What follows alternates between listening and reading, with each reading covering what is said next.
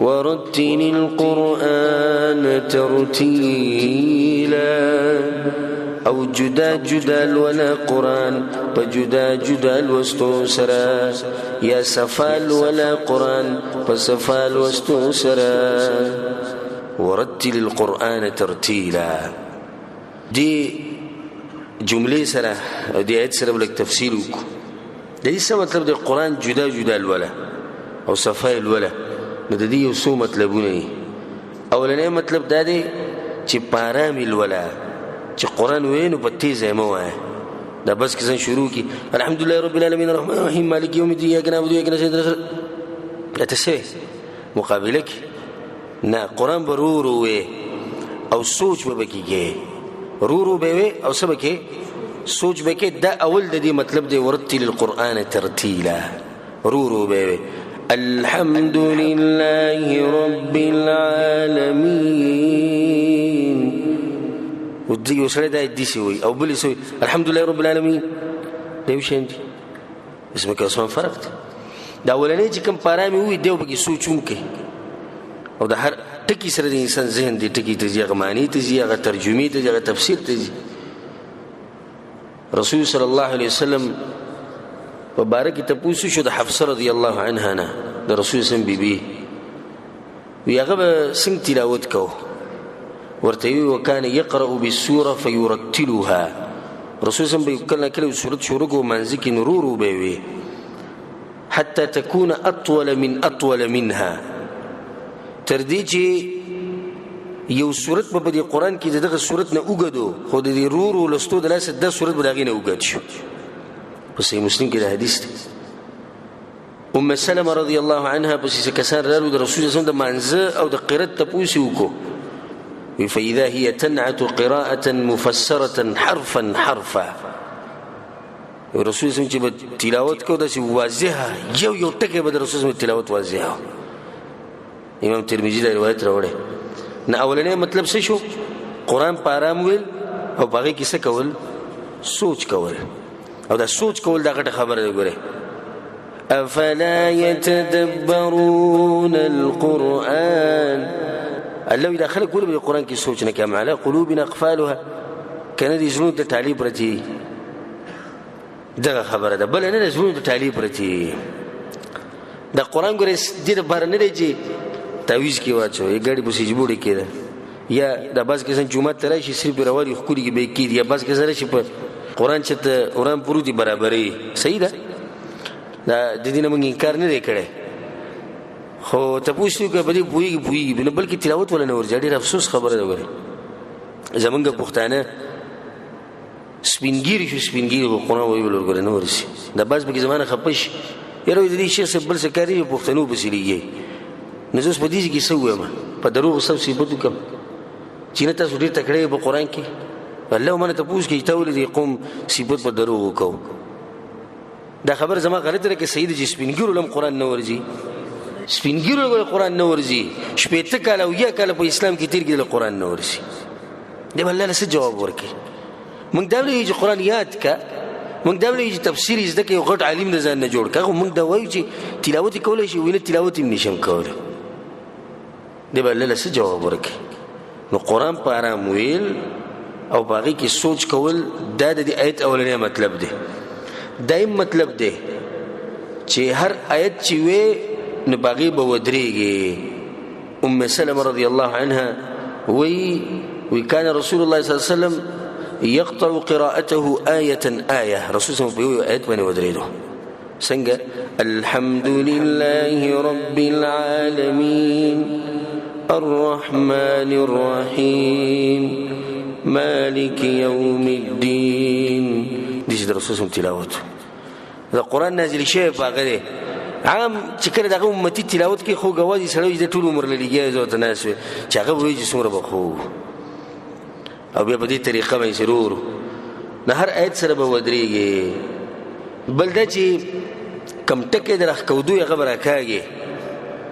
انس رضی الله عنه بس کسان رالو وی د رسول سم تلاوت څنګه وغوته كانت مده کم ټکي به درخ کودو رسول سم برخ کودو او يبي ثم قرأ بسم الله الرحمن الرحيم يمد بسم الله ثم الرحمن ثم الرحيم. صحیح بخاری کې دا حدیث څنګه به راخ کودو بسم الله بسم الله الله برسول سم جراح کوله الرحمن الرحيم الرحمن الرحيم لا يا بيش الجراح کوله نو قران چې وین کم حرف دي سي جراح کودو التبرکای ورتل القرآن ترتيلا كدنا دام دي چې आवाज بخوګ رو باسي. رسول الله صلی الله علیه وسلم ليس منا من لم يتغن بالقرآن. په صحیح بخاری کې دا حدیث دی. ویا غسړې په من کې نه چې په قرآن باندې خپل आवाज نه خوګي.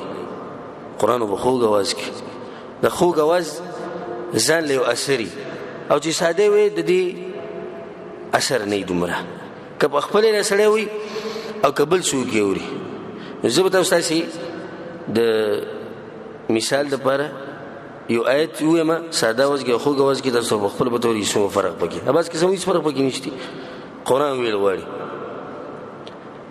کتاب انزلناه الیک مبارک لیدبروا آیاته د ساده وځ کې ما وی سیده چې تلفظ سيو نور تلاوت برابرو خو دې خو غوځان لا سری كتاب أنزلناه إليك مبارك ليدبروا آياته ده سرت كوزي جدنا ولا لازم يجي أخوك وقت إنسان سرت كوزي القرآن بيسروا يقولون بيزكش إذا تليت عليهم آياته زادتهم إيمانا ده دي تلاوت سر إيمان ديري خاجت ده موليسة وسر ناس موليسة ويجي ألف لام ميم ذلك الكتاب لا ريب فيه هدى للمتقين الذين يؤمنون بالغيب ويقيمون الصلاة ويؤتون الزكاة حديث السيمان دي غيمان دي كم نشينا زيادة دل أبرية زيادة دوغم توله فلاني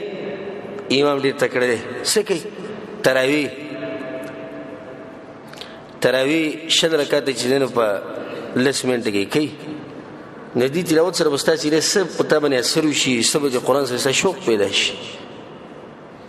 نیو مطلب دا دی چې आवाज به خوږه په دې قرآن باندې او دا اوس د فائدې لپاره ساتي چې غلو به بګینه کوي. غلو څه مطلب دی؟ لکه نن سبا چې د قاریان کم کې خاص کړه د مصر د قاریان دی بیا زمونږ د قاریانو کې بس دغوی په لار روان دي دي ته غلو وایي. امام ابن القیم رحمه الله په خپل کتاب اغاثة اللهفان کې وایي وی دی باز با دسی تلاوت کوي چې د مریض رګونه ویرو پړسي او د سترګې ویروځي او د مخ به سور شي وي ته به چې د الټيږي. دا خو طریقه نه ده.